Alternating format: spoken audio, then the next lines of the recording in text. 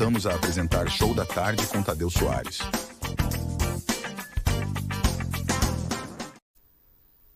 Muito boa tarde, sejam todos bem-vindos ao Show das Tarde. Quem vos fala é Cláudio Costa, especialista em consórcio há 35 anos realizando sonhos. E hoje uma entrevista muito especial com o Sr. Portanova, que vai nos dar dicas aí importantes sobre o que está acontecendo aí no nosso Brasil, a respeito inclusive das catástrofes que a gente acontece. Sr. Portanova, tem essa palavra, por favor.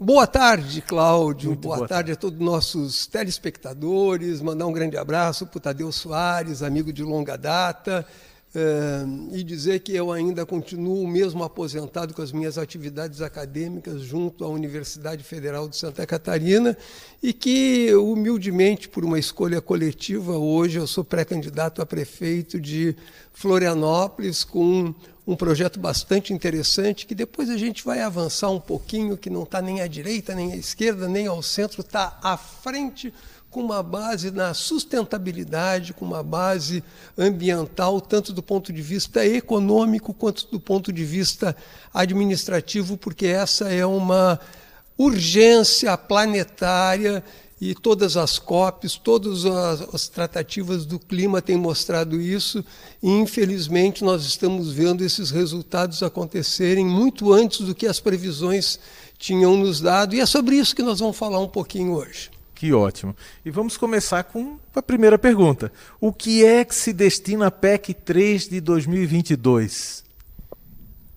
Pois o projeto de emenda constitucional número 3 de 2022, que vai ser votado daqui a pouco, vai ser discutido lá no Senado Federal daqui a pouco. Você aqui da Premier TV está sabendo em primeira mão que daqui a pouco os senadores vão se reunir para privatizar o litoral.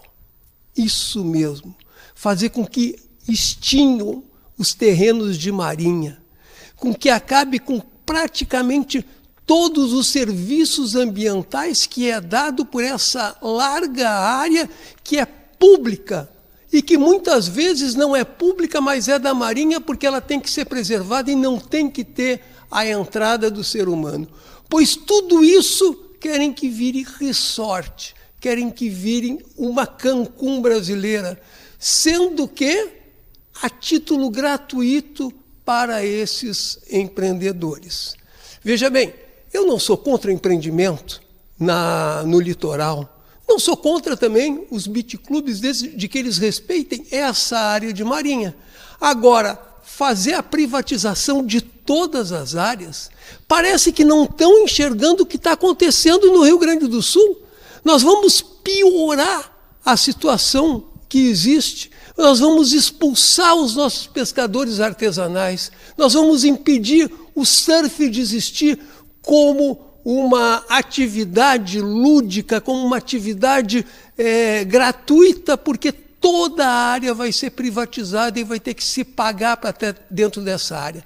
É preciso que a sociedade toda se mobilize, que escreva daqui a pouco nessa comissão dizendo que é contra, porque é uma sessão aberta e todos podem participar. E eu agradeço muito a Premier TV, que faz um serviço de informação pública, que está do lado da população, que está do lado daquelas pessoas que realmente pensam, que nos permite fazer esse tipo de alerta. Não é nenhuma denúncia, é um alerta de que os nossos senadores não podem subscrever esse projeto. E se cada um fizer isso no seu estado, nós vamos ter o nosso litoral preservado. Nós vamos ter as nossas áreas de marinha como elas sempre foram. Nós vamos ter o acesso público à praia. Sinceramente, não tem nada mais lindo do que ver a sua família, muitas vezes humilde, chegando com um carrinho mais humilde também, ou de ônibus, para passar um dia de lazer num domingo de verão. Isso vai acabar. Você vai ter que pagar e você não vai ter o dinheiro necessário para utilizar as praias privadas. Nós não podemos permitir que isso venha a acontecer. Então, esse é um alerta que eu faço nos meus 40 anos de trabalho e de luta ambiental. Nós vamos ter, junto com esse, mais 26 projetos que se chamam os projetos da destruição. E que nós vamos falar, talvez, adiante. Só o que eu não consigo entender é que depois do que aconteceu em São Sebastião, o que aconteceu em Petrópolis, o que aconteceu em Blumenau, o que acontece hoje no Alto Vale do Itajaí, o que aconteceu em Tubarão, se continue com projetos de destruição do meio ambiente que vai fazer com que esses efeitos climáticos sejam cada vez mais devastadores. Sinceramente, se eu pudesse fazer uma proposta aqui, é que houvesse uma espécie de moratória. Não se vota nenhum projeto desse pacote da destruição até que nós tenhamos colocado em perspectiva todos os riscos que existem do ponto de vista climático, do ponto de vista ambiental, para que não se repita em nenhum estado o que está acontecendo hoje no Rio Grande do Sul, que em poucas semanas, depois de se acreditar que já tinha passado o pior, volta a chover e volta a ter danos maiores. Cláudio, você já pensou o cálculo econômico que nós vamos ter que fazer para recuperar Porto Alegre, para recuperar o Rio Grande do Sul? Será que não era muito mais barato prevenir, muito mais barato colocar o cálculo ecológico junto com o cálculo econômico? É isso que nós estamos trazendo, esse alerta com relação a esse projeto 03 de 2024, que daqui a pouco começa a ser discutido no Senado Federal. Com tantos acontecimentos, né, que nós poderíamos estar focando nesse momento para diminuir esses impactos, aí vem essa votação com todos esses impactos aí negativos, né? Me conta um pouquinho, né, o que a gente pode falar dessas mudanças climáticas em termos globais e as principais consequências? É importante salientar que as primeiras análises que foram feitas, elas não datam de recentemente, não são dos últimos anos. Provavelmente desde 1972, quando nós tivemos a primeira reunião do meio ambiente em Estocolmo, já havia uma preocupação com o clima, sobretudo pela emanação de gás carbônico nos países mais industrializados. Então o problema do clima realmente começa com a poluição daqueles que estavam mais evoluídos, como os Estados Unidos e a Europa. E se pôde constatar, por exemplo, algumas cidades como Roma, elas ficaram completamente tapadas por fuligem do escapamento dos carros, isso na década de 70, e que trouxe um prejuízo enorme para a cultura, para o turismo, e a partir dali se proibiu aqueles combustíveis mais poluentes que soltavam fuligem e que não podiam circular nessa cidade histórica maravilhosa que é Roma. E isso foi se repetindo em várias cidades, em Atenas, em Paris, e a Europa cria uma espécie de legislação para as áreas que eram de patrimônio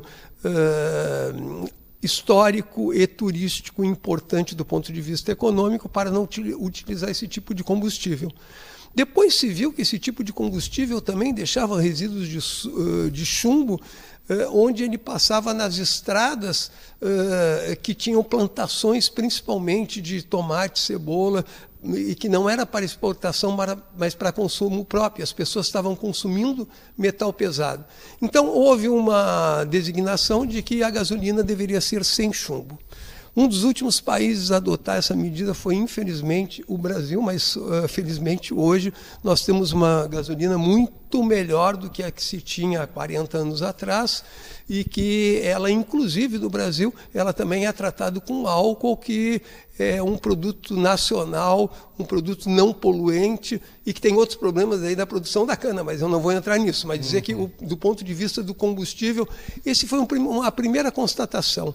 Aí o que se viu é que, independente do combustível, também a emanação de gás carbônico de todas as indústrias, elas acabavam se concentrando e aumentando aumentando a temperatura da Terra. Mas isso era em pontos milimétricos. E havia uma projeção de que continuasse dessa forma, em cerca de 150 anos nós teríamos que ter mudanças drásticas. O que acontece é que em 30 anos vieram as projeções de 150 anos. E aí as chamadas COP, sobretudo a COP de Paris, né, que ela diz, olha, nós temos que reduzir em 1,5 graus a temperatura. Isso nós temos 5, 6 anos atrás. E o que acontece? Ao invés de cumprir com a diminuição da temperatura, a temperatura aumentou. E as consequências do que nós temos hoje de grandes catástrofes, e não é só no Brasil, nós tivemos, deixa eu ver se eu lembro direitinho, em abril de 2023, na Líbia, cerca de 90 mortos numa grande enchente que existiu também por lá. O mesmo vai acontecer com terremotos que não estavam previstos na Síria e na Turquia, matando mais de 1.500 pessoas. O mesmo acontece no Marrocos. E também as secas, aí sim da Somália, que mata 43 mil pessoas. Então veja que esses eventos, não dá para chamar de eventos naturais. São eventos produzidos pela atividade humana que, junto com essa construção da natureza, acaba fazendo com que não seja mais palatável, habitável o ambiente para o ser humano. E nós estamos vendo esse que foi a maior catástrofe já registrada no Rio Grande do Sul. A maior enchente até então tinha sido de 1941, e essa superou todas as anteriores e a atual. E a NASA registrou nesse último mês de abril, nós estamos em maio, né? Nesse último mês de abril, o mês mais quente, provavelmente, de todo o chamado Holoceno, que é o período geológico que nós vivemos. Nunca houve um mês tão quente no planeta como um todo, nos registros pela NASA, que já tem mais de 150 anos, como os que nós tivemos no mês passado. Então, o problema que tem não é só ecológico, como a gente chamava a atenção há 40 anos, é econômico. Quando a sua casa for invadida, quem é que vai lhe dar uma casa nova? Quem é que vai... O seu seguro vai ter que começar a pensar em elementos muito mais importantes e devastadores que não estavam nas companhias de seguro, que seguravam um incêndio, um raio, mas não uma enchente devastadora da qual leva toda uma cidade. Você entende que não é mais um problema ambiental ou de ambientalista, não é um problema econômico de organização e estruturação das cidades, dos estados, dos países, e um projeto global para dizer ou a gente vai remar junto numa mesma direção, que é a direção da sustentabilidade, ou infelizmente vamos todos cair no mesmo abismo, independente de ideologia. Hoje você pode ser de esquerda, de direita, você vai para esse abismo, igual, independente do que você defenda como valor, como ideia, que a democracia é muito rica nisso. Mas tem que haver uma nova orientação para a nossa própria sobrevivência. Que bom, professor Portanova. Eu digo o seguinte, né? É importante que a gente faça esse raciocínio e reflita aí sobre decisões que a gente tem que tomar para o presente, né? Porque já não é mais para o futuro, não é isso? Eu vou deixar aí 2 minutinhos finais para o senhor dar as considerações, o seu recado final, né? Ele eu sei que é de esperança, de um pouquinho de desespero, né? Mas fale um pouquinho para a gente aí. Então, puxa, 2 minutos, já terminou nosso programa, né? Cláudio. Já estamos aí com menos de 2 minutos, mas fica à vontade. Então tá, não, eu só queria dizer para os amigos aí que parece que eu sou muito pessimista, né? Mas eu trabalho muito com essa ideia, já que Gramsci utilizou no século passado, de que é o pessimismo da razão, porque a razão nos mostra todo esse horizonte negro que se apresenta para nós, mas também com o otimismo da vontade.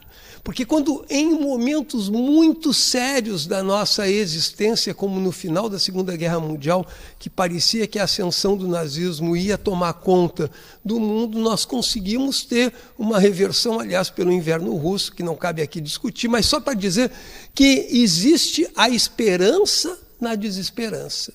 Porque a capacidade de solidariedade que nós temos, eu acredito que ainda é maior do que o nosso egoísmo, do que a nossa vontade de lucrar a qualquer custo, do que os nossos hermetismos, sejam eles religiosos, ideológicos ou mentais. E que as grandes catástrofes podem nos abrir para uma nova solidariedade.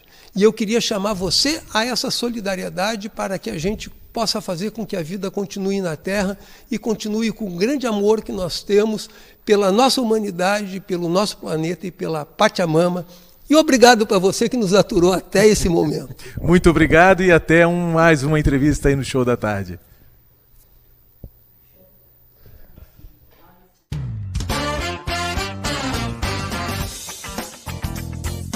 Estamos apresentando o Show da Tarde com Tadeu Soares.